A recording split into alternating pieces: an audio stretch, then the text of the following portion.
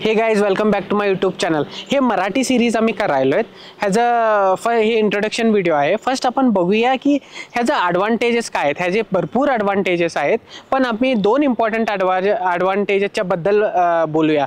First आहे questioning mindset. आम्ही काय पण बघतो, काय पण कसं पण बिहेव करतो, काय पण असू दे, आपण जेव्हा क्वेश्चन करतो, क्वेश्चन करतो, ते हॅबिट होते. त्याच्यानी लई भरपूर ॲडव्हान्टेजेस आहेत. तुम्हाला सगळे प्रश्नाचे आन्सर भेटतील. मग तुम्हाला कळतील की का कसं बिहेव व्हायलंय, कसं काय फॅक्टर्स इन्व्हॉल्व आहेत, तेव्हा तुम्ही ॲटोमॅटिक ॲडजस्ट करू शकता. सेकंड इम्पॉर्टंट आहे, हे रिलेटेड आहे.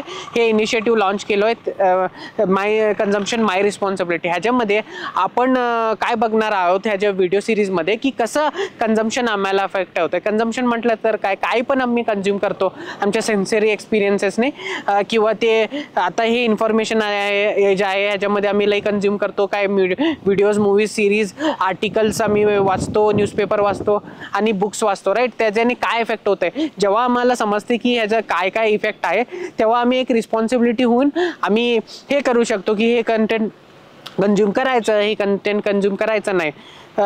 आणि आम्ही त्याच्याप्रमाणे आम्ही वागायला पाहिजे.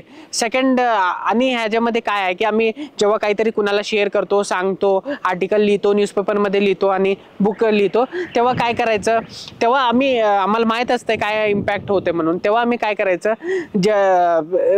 ते रिलेव्हंट कंटेंट आणि रिलेव्हंट त्यांना निगेटिव्ह इम्पॅक्ट व्हायचं नाही म्हणून पॉझिटिव्ह बिहेवियर ने शेअर करायचं. तेव्हा आम्हाला पण आमच्या सोबत जे असतात आजूबाजूला त्यांना पॉझिटिव्ह एन्व्हायरमेंट स्प्रेड होते.